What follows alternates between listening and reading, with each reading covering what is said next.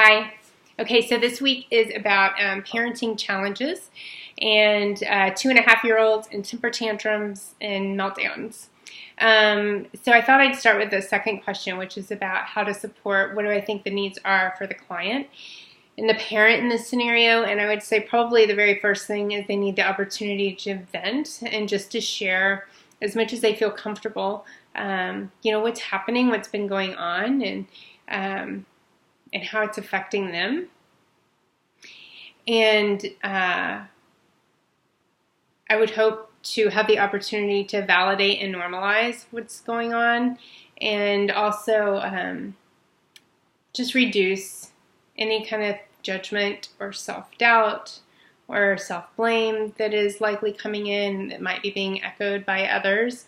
And hopefully by the end of that first session, my hope would be is that my client would leave and kind of have that exhale moment and leave with this deep knowing and feeling that, one, they're not alone, that we are in this together, and also really feel and have maybe hopefully a knowing for themselves, like, I see them and I trust them and I know that they're capable, and that they're going to find a way to work through these kind of dynamics in a way that's going to ultimately feel both good to them and it's going to feel nurturing to their own kiddo.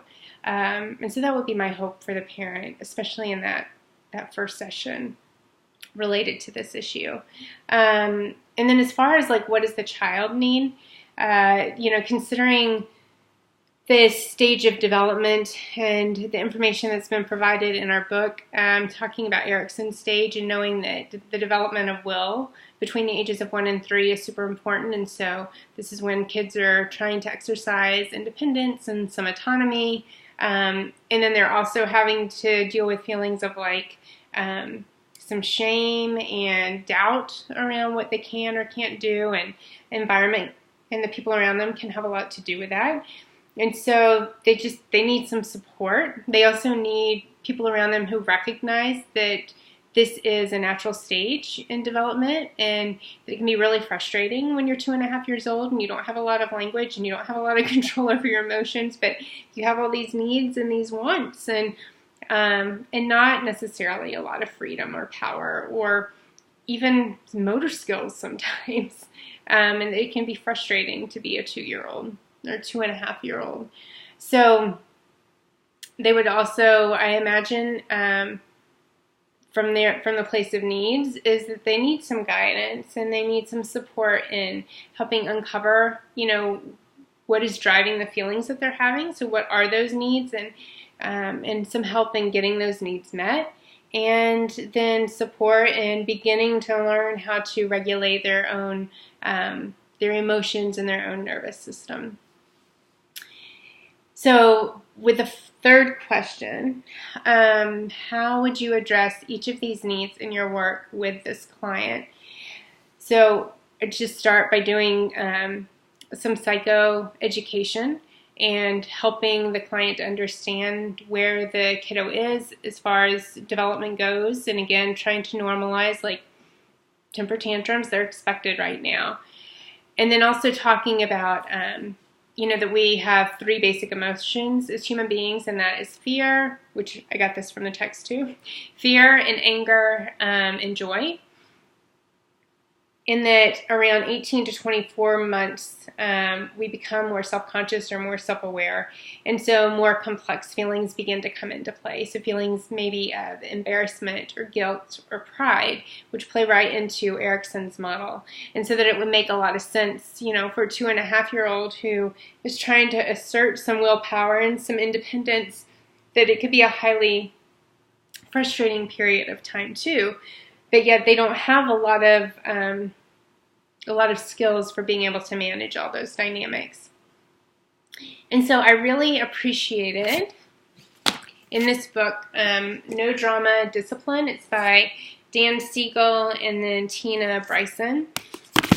And it really kind of outlines a format to begin to kind of experiment with unraveling what's going on.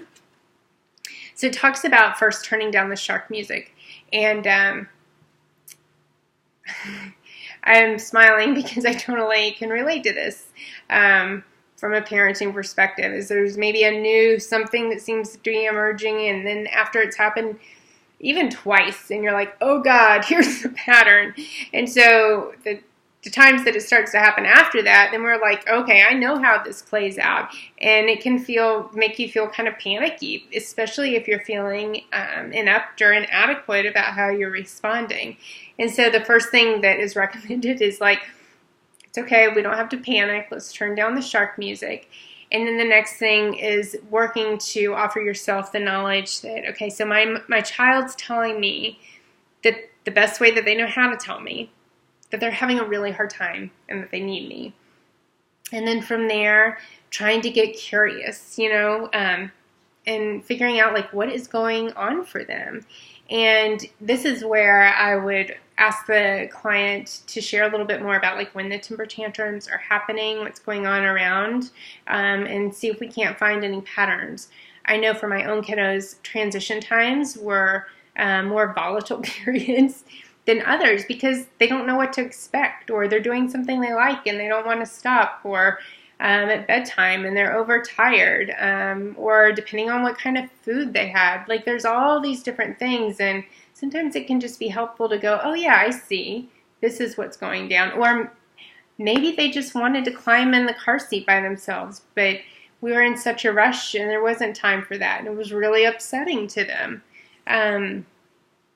And so being able to get curious, and then from there it lists kind of a cycle of 4 other things, which would be to communicate comfort, and we can do that through nonverbals.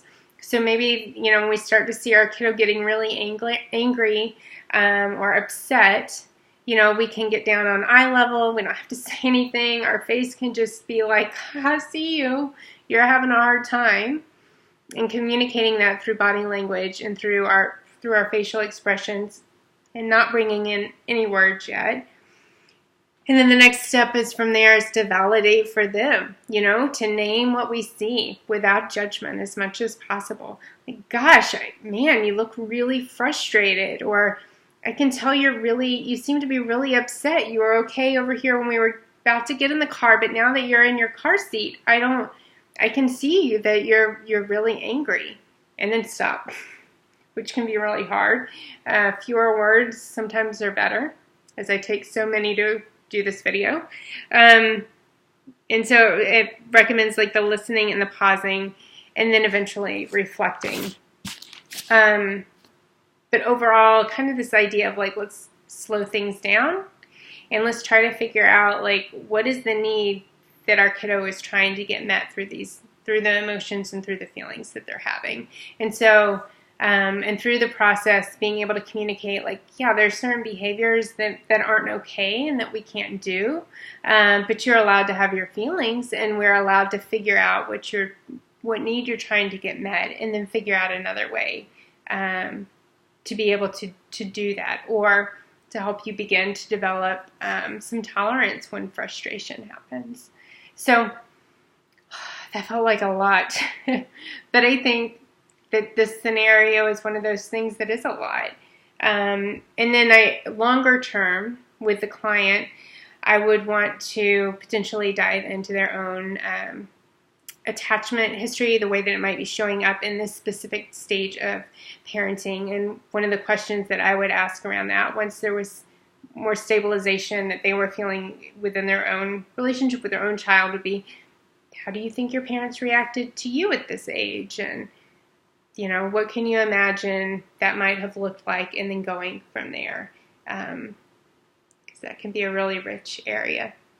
Okay, thank you.